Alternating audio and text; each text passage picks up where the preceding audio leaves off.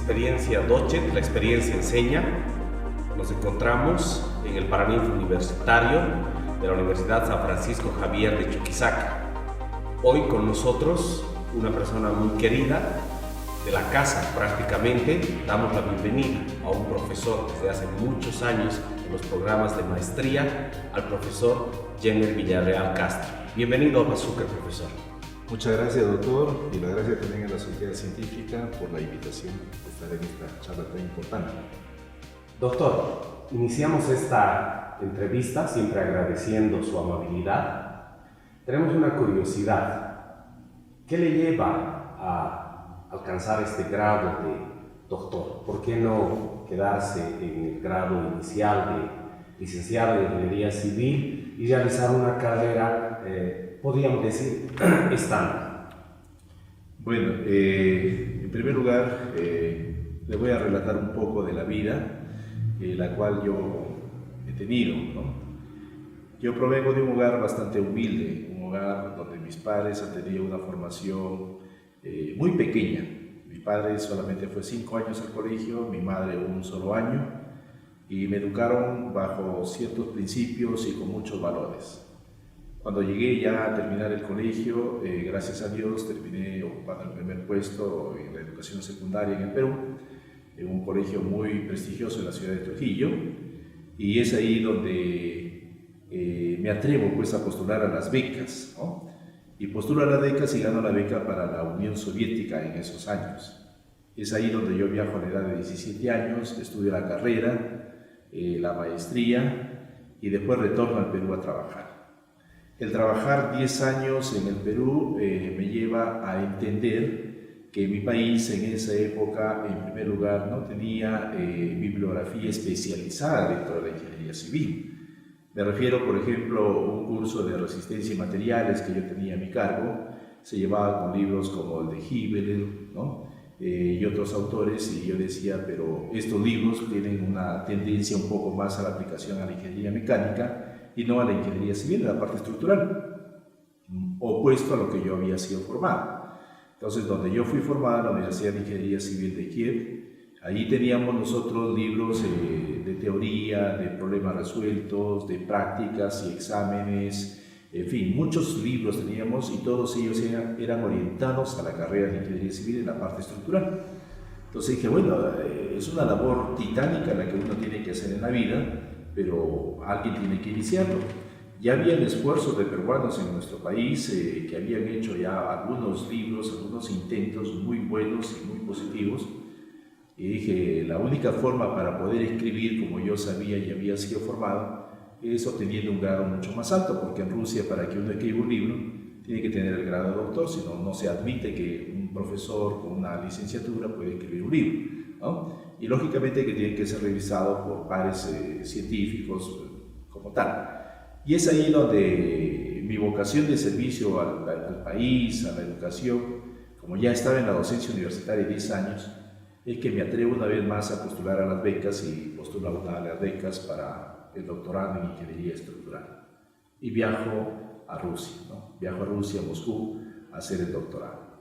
Esa es la forma como me impulsó, las ganas de poder, en cierto modo, apoyar a mi país a salir de ese, no atraso, pero sí de ese estancamiento en el cual se utilizan bibliografías alternas y no bibliografía especializada en la carrera. Justamente los libros caracterizan su carrera, con muchos de ellos publicados. Hay algo que es diferente con relación a varios autores, es el volumen del trabajo publicado. Sus libros son libros bastante puntuales, tocan temáticas puntuales y no siguen el estándar de un libro común de texto, ¿no? Espero que entiendan a lo que me refiero. ¿Cuál es el principio bajo el cual usted elige este formato?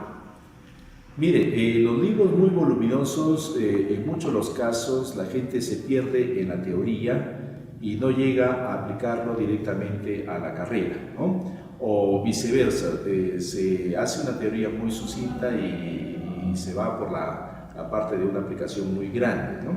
Entonces los libros tienen que ser condensados de tal manera que no le aburra mucho al lector. Significa que se tienen que enganchar desde un inicio, al empezar con la primera página y ya lo voy viendo interesante y no paro hasta terminar la última página.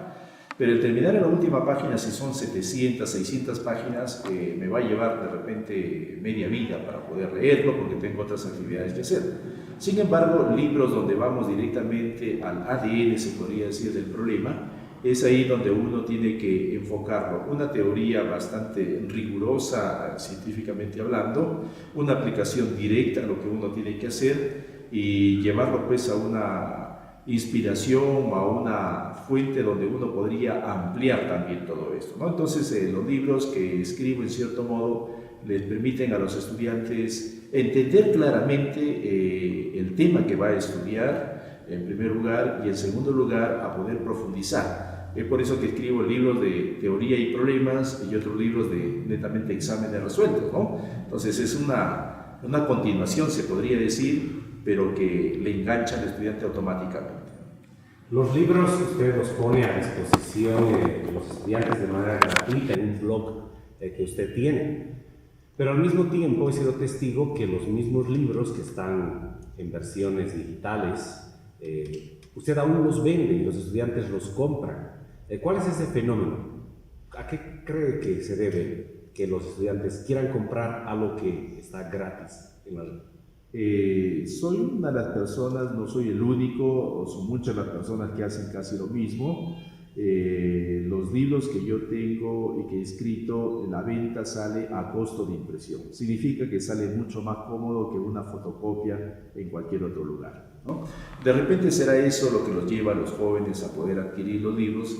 Y otra de las cosas que a veces yo he notado es que ellos quieren que uno lo pueda autografiar. Entonces, un recuerdo de esa manera en un libro virtual no se puede hacer. Pero hay otras personas que no viven en el país o que a los lugares en los cuales yo estoy dictando algunos cursos ellos no pueden asistir. Consecuentemente son de otros países a los cuales no he podido llegar y tienen esa alternativa del libro digital. Para todos por igual, porque de lo que se trata es de que los conocimientos lleguen de manera uniforme a todos. Dentro de su carrera también le caracteriza el hecho de dar muchas conferencias.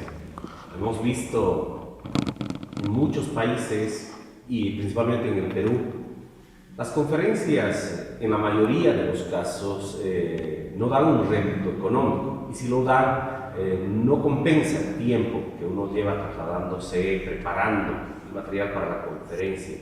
¿Qué le incentiva a colaborar en estos eventos académicos? Mire, desde el momento en el cual yo inicié la parte académica, nunca pensé en un rédito económico, es decir, no hacerme una persona adinerada de la educación. Al contrario, he querido siempre servir de la mejor forma y si en algo lo puedo servir dando alguna conferencia con el mayor de los gustos. Las conferencias, como usted lo dice, son totalmente gratuitas. Eso significa que es un costo de traslado y algo que a veces no se reconoce. Pero lo que queda en sí es el mensaje, quedan los conocimientos y queda la satisfacción de haber servido, sobre todo a los jóvenes. Y cuando son ingenieros también los apoyo a todos por igual porque creo yo que es la única forma como de repente muchas personas no pueden ir a un lugar específico donde voy a editar, pero en los congresos es ahí donde se concentra una gran cantidad de estudiantes, gran cantidad de profesionales y en esa oportunidad no solamente les puedo brindar conocimientos, hay muchos los casos, a veces me preguntan cosas o temas netamente de aspecto personal, algo que yo a veces no entiendo cómo puedo dar un consejo de esa manera ante un problema de un joven, pero él está esperando esa oportunidad para que yo le diga un mensaje, un aliento que lo podría a él de repente en cierto modo inspirar o levantar el ánimo. Entonces estoy para servir a las personas, no estoy para servirme de ninguna manera. Por lo tanto, las conferencias son totalmente gratuitas en todos los países.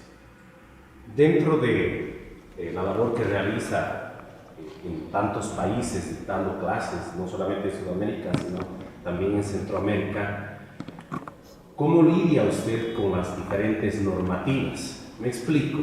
Hay mucha gente, dentro de los profesores y estudiantes, que creen que se debe enseñar una normativa. Hay otros profesores que creen que se debe enseñar más bien un concepto y que luego aplicar la normativa es mucho más fácil. ¿Cómo lidia usted con esto? Mire, las normativas en general tienen un principio único de la aplicación directa en los distintos tipos de diseños. Consecuentemente, pensar en una normativa, por decirlo en Guatemala, el principio es el mismo de la normativa en el Perú. Pero si yo voy a Guatemala, tengo que conocer la normativa de ese país, no puedo dictarle con normativa peruana, porque tiene sus características propias, tienen distintos tipos de suelos, distintos tipos de comportamientos, hasta clasificación de las edificaciones, es decir, hay cosas en las cuales yo tengo que conocer y tendría que hacerles con aplicación práctica, es decir, van a asistir a un curso no para que le hablen más de lo mismo, sino para aprender algo diferente. Y a veces me ha tocado oportunidad, como en el Ecuador, una vez que me dijeron, lo he leído la norma ecuatoriana de construcción, he asistido a varios cursos y la verdad que no lo entendía, ¿no? Y ahora con el curso, como lo ha ordenado tan sintético y en forma muy, se podría decir, cronológica, de tal manera de que el curso me ha servido de mucho. Yo hoy día sí lo entiendo la norma, lo entiendo a la perfección. Porque de lo que se trata es de decirle, de A viene B, de ahí viene C, de ahí viene D, tengo que darle todo el esquema, cómo se tiene que calcular, ¿no? Tengo que conocer la norma, debo de enseñar los principios y tenemos que hacer aplicación directa al país en el cual yo voy a dictar el curso. Preparar un curso, como usted dice, de una manera ordenada, para sintetizar, requiere de un tiempo. En el día a día, ¿cómo ordena el tiempo que usted tiene entre familia, universidad y ponerse a preparar y escribir sus cursos? Mire, yo en sí siempre he sido bastante disciplinado y ordenado en mis cosas, ¿no? He sido muy metódico, se podría decir, en mi forma de vivir. Cuando era muy niño, yo recuerdo claramente que mi madre nos enseñó a respetar los horarios de dormir, por ejemplo, ¿no? A las 9 de la noche nosotros ya teníamos que estar ya alistándonos para dormir, porque a las 5 de la mañana teníamos que despertarnos, ¿no? Y poder alistarnos, poder ir al colegio, estudiar toda la mañana. En la tarde teníamos que practicar un poco de deporte y al mismo tiempo hacer las tareas. Entonces, en cierto modo nos enseñó a ordenarnos como tal y hacer los quehaceres de la casa. Consecuentemente, cuando fui a estudiar a la Unión Soviética, aplicaba exactamente lo mismo. Yo estudiaba en las mañanas de 9 de la mañana a 2:30 de la tarde y 3 días de la semana, y 3 días a la semana, los subsiguientes, estudiaba de 9 de la mañana a 4:30 de la tarde. Después yo, obligatorio, tenía que alimentarme, tenía que preparar mis alimentos, lógicamente, y después de eso me ponía a estudiar, ¿no? Me ponía a preparar.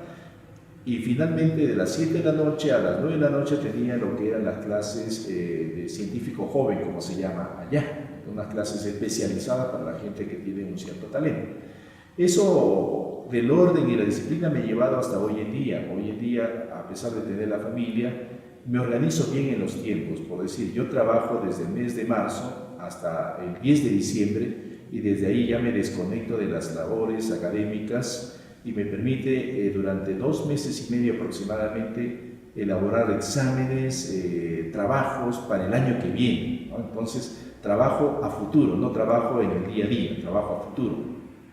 Y también escribo libros en esa época. Lo que me falta en el año, lo que me faltó en esos meses lo traslado al año, en los meses subsiguientes donde yo empiezo a trabajar, porque ya tengo ocupado prácticamente 5 días a la semana. También tengo que dedicarme a la familia, tengo que brindarles el tiempo necesario, entonces el día domingo es totalmente sagrado. Pero los días de entre semana, ahora sí, ya no es como antes, donde dormía muy temprano. Ahora duermo un poco más tarde, porque tengo que ordenar las cosas, preparar algunos exámenes adicionales, escribir algunos puntos que me faltaban en tal o cual libro, mejorarlo, recalcularlo, en fin, muchas otras cosas. Entonces, le quito un poco tiempo al sueño en esta oportunidad de mi vida, en esta etapa de mi vida, para brindar lo mejor de mi persona.